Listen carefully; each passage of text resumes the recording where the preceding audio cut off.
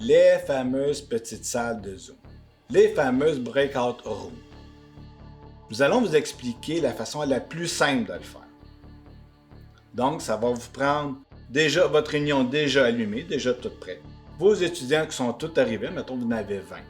Après ça, tout ce qu'il va rester à faire, c'est de créer les petites salles, puis de dire à l'étudiant numéro 2, toi tu vas aller dans le 1, le 3, tu vas aller, mettons, dans la salle 3 ou dans la salle 2.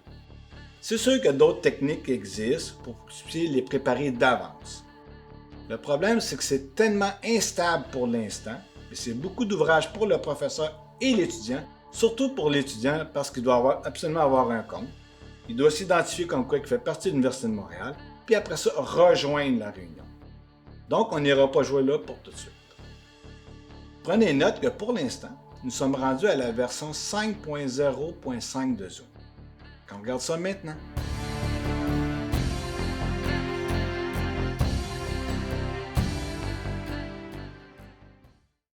Juste avant qu'on commence, prenez note que pour, admettons, diviser en groupes, ce qui est important de comprendre, c'est que là, vous allez la monter manuellement sur place.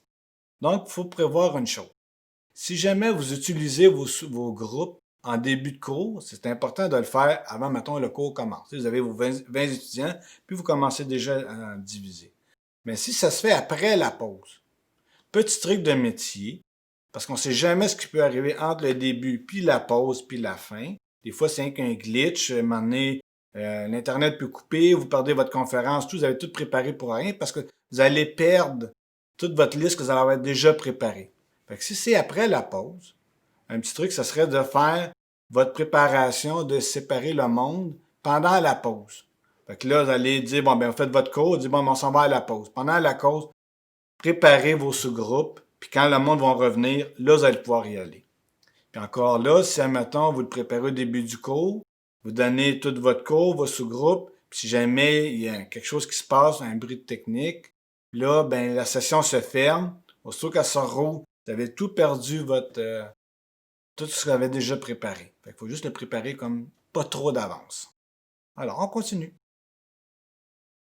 Donc, ma réunion Zoom est présentement activée. On est là. Présentement, on est 3 personnes. On aurait pu être 20, mais présentement, on est juste 3. Moi, je serais comme ici, si on veut, et j'ai 2 personnes invitées, 2 étudiants. Là, ce qu'on va faire, c'est qu'on va créer des petites salles. Ici, ils appellent ça diviser en groupes. Ça veut dire que moi, je suis professeur. Ça veut dire que je pourrais prendre mes étudiants, mettons 20, et les diviser en nombre que je veux. Ça peut être 5 salles, 4 salles. Ça veut dire que présentement, on se parle. Vous dites les démarches à suivre. Après ça, je divise tout le monde, ils partent, et après ça, on peut les ramener. Il y a différentes façons de les ramener. Alors, on va regarder ça maintenant. Alors, on commence avec diviser en groupe. Là, c'est sûr que présentement, j'ai juste 2 invités. Donc, c'est sûr que si j'aurais 20 étudiants, ça serait plus intéressant, mais là, j'en ai juste 2. Là, on me dit combien de salles que tu veux. Là, présentement, il y en a 1. Je pourrais en créer 2. Je pourrais en créer 3 si je voudrais. Ça me donne rien, j'ai juste 2 invités. Fait que, juste pour le fun, je vais en créer 2. Ça veut dire qu'il va prendre une personne qui va mettre dans une salle, puis va en mettre un autre dans l'autre salle. Mais ça, c'est pas grave, là. Si, admettons, vous avez 20 étudiants, vous avez juste comme, vous le créez comme 3 groupes, c'est sûr qu'il va les mettre un peu partout, mais vous pouvez les prendre par après, puis dire, bon, ben, toi qui es dans la 1, finalement, je vais te mettre dans la 3. On peut le faire très facilement, il n'y a pas de problème.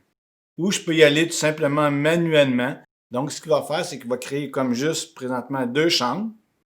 Là, après ça, je vais pouvoir aller dans les chambres et dire, bon, ben, c'est toi qui s'en va là, toi qui s'en va là. Donc, on va le faire automatique juste pour le fun, pour commencer. Alors, réécrire. Alors, si on regarde, j'ai mes 2 chambres ici. Je pourrais prendre ici Alain qui est là, puis je pourrais le déplacer, si on regarde, dans la salle 1. Mais la salle 2 est encore valide. Je pourrais prendre Gaétan, puis l'envoyer dans salle 2.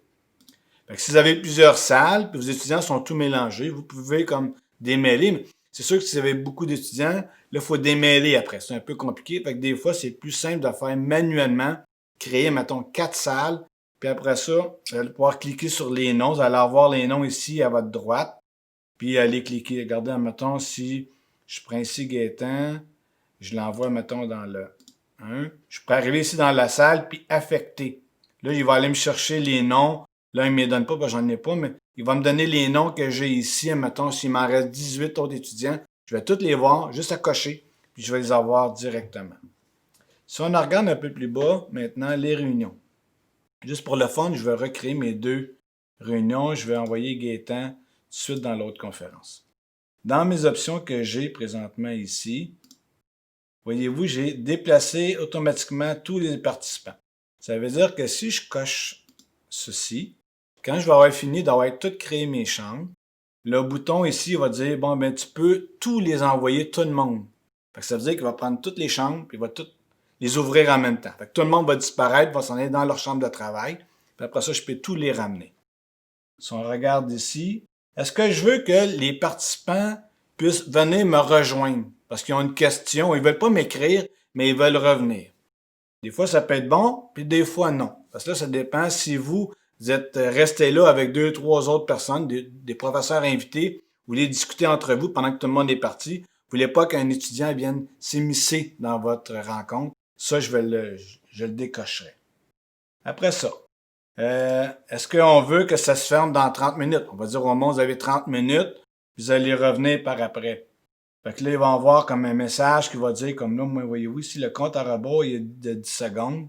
Donc, dans 30 minutes, il va y avoir un décompte qui va dire, bon, ben là, il vous reste 10 secondes, vous allez revenir automatiquement. Fait que si on veut, si je le mets ici, le compte à rebours de 10 secondes, on va le laisser activer. On va voir qu'est-ce qui va se passer. Donc là, je m'en viens ici.